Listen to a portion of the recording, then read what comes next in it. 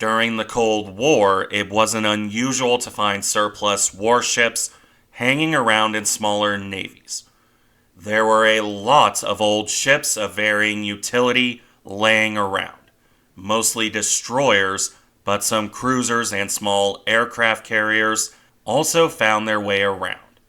The United States, the Royal Navy, and the Soviet Union would all pass off older warships to their various allies. Of these, however, I find some of the Fletchers to be the most interesting, specifically the Fletchers that ended up in former enemy nations. I've previously covered USS Heywood L. Edwards and her time in Japan as JDS Ariake. Today's video will look to West Germany, where 6 Fletchers would form the core of the reborn German fleet. This was similar to the situation in Japan, although the Japanese built their new Harukaze class before they got Fletchers. As for the Germans, their 6 ships would be used mostly for training. Not the most famous role, but very much necessary. In today's video, we'll be looking at these ships. All 6 in this case, because there's very little variation in their service.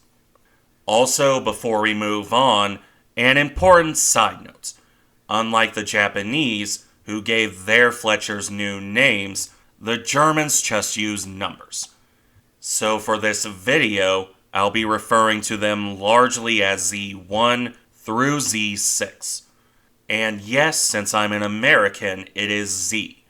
I grew up with that pronunciation, though I'm aware Z is also a thing. With that detour sorted, let's touch on why the Germans got these specific ships. The first reason in that regard is quite simple. There were more than enough Fletchers in the late 1950s to hand off a few of them.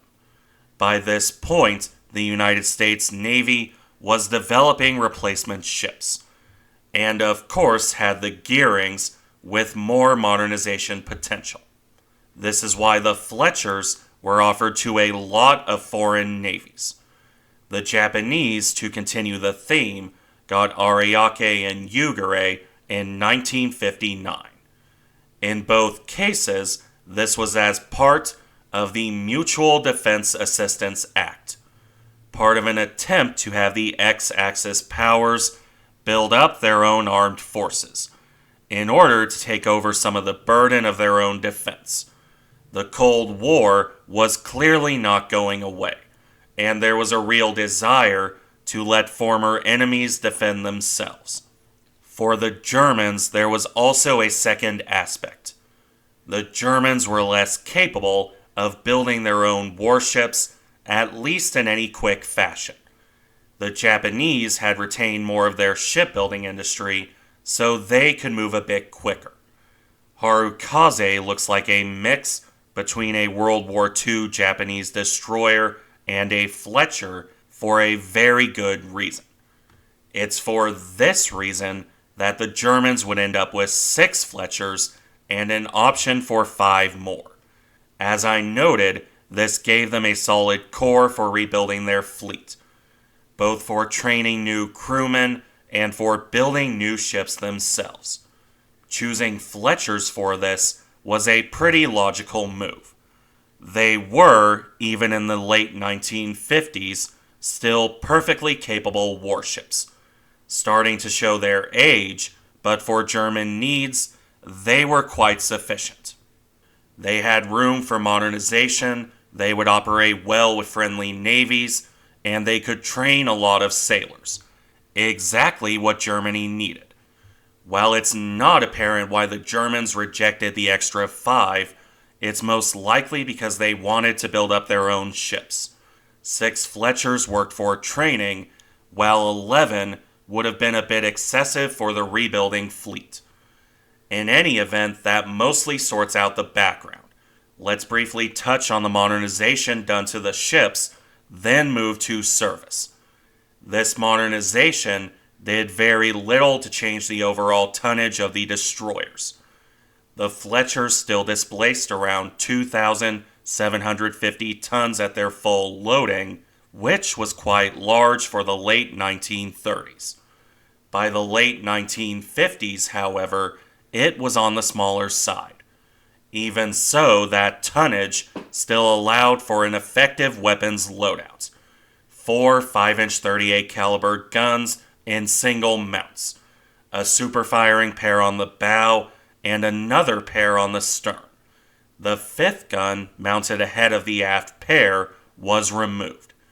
This allowed for an increase in anti-aircraft weaponry, which was arguably more important by this point. In this case, 3 twin 3-inch gun mounts, which was a common replacement for Bofors guns. The German Fletchers carried 6 of these between the 3 mountings, 1 above the aft 5-inch guns, and 2 carried on either side of the second funnel. Meanwhile, the torpedo loadout was also cut down to just 1 quintuple mount for 5 torpedoes, supported in turn by 2 new single tubes, 1 on either broadside. Those were dedicated to new anti-submarine torpedoes, with the ships also carrying 2 Hedgehog anti-submarine mortars on either side of the bridge. That wraps up the weaponry as transferred. Other changes were largely limited to electronic equipment, such as the new tripod mast that modernized Fletchers are known for. This carried, among other things, much improved radar, and upon arrival in Germany, the ships also received German command and control systems. As for the speed, this remained the same, 36 or so knots on 60,000 shaft horsepower, through 2 shafts. And this finishes off the design changes. As I said, pretty brief, because the main changes were to weaponry and electronics. So, with that done, what about the service? Well, there's not a huge amount of information on this topic. This often applies to Cold War ships in general, as this was a period of relatively little naval conflict. For the German Fletchers, this goes double. As I noted before, they were mostly used for training purposes. Still, I'll put what I've been able to dig up here. Their American service will wait for dedicated videos. For the most part, those 6 destroyers had fairly typical Pacific War service: shore bombardment, escort duty, and fending off kamikazes. 5 of them are fairly unknown in popular history as a direct result. USS Anthony became Z-1 upon transfer. Z-2 was USS Ringgold, while Z-3 was USS Wadsworth. This ship earned a Presidential Unit Citation for service off Okinawa, but I'd still say she's largely forgotten. The same applies to USS Claxton, which became Z-4. Z-5, meanwhile, was USS Dyson, which earned 11 battle stars and a Presidential Unit Citation. I'd say that only Z-6 has a name that people really recognize. She began as USS Charles Osborne DD-570, which is relatively well known. Not like Johnston, of course, but certainly a more recognizable name. Either way, let's move on to their German service. Not only is there very little written on this topic, what there is serves to confirm one thing: that these ships had the typical Cold War service for warships that didn't see active combat. If you've watched my Cold War videos, you should know what I mean. And that's a lot of training duty along with fleet exercises. So, with that in mind, we'll start with Z2 through Z5. These 4 ships would last the longest, with 1 and 6 both decommissioned relatively early. For Z2, she was commissioned into the German Navy on June 14th, 1959. In this role, she would serve for a couple decades with various refits over the course of the service. Exactly what those refits entailed isn't exactly clear. The ships did receive a common change to their bridge, with these enclosed giving them a very distinctive look for a Fletcher. Beyond this point, however, things differ. 3 of them, Z2, 3, and 4, were given an extension on the back of the bridge. German Wiki, meanwhile, cites the ships having their torpedo tubes removed and replaced by a walkway. I always say to not trust Wiki for obvious reasons, but in this case, it does seem to be accurate. Z5 here doesn't have her torpedoes, and it looks like a walkway is there as well.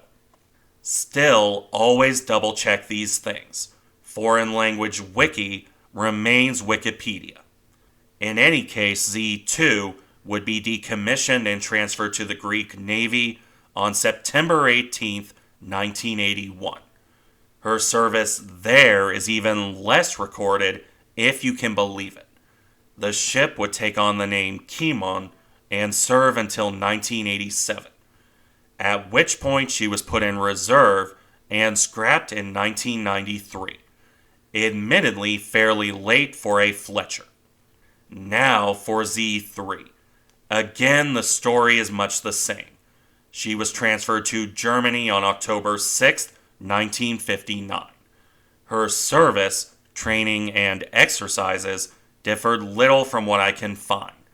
She does have that note about the refit, but that's about it. Even her final fate would be similar. The ship was decommissioned on October 15, 1980, and transferred to Greece, where under the name Niarchos, she would serve until 1988, with the ship scrapped in 1993, just like her sister. Z4, meanwhile, would be slightly different.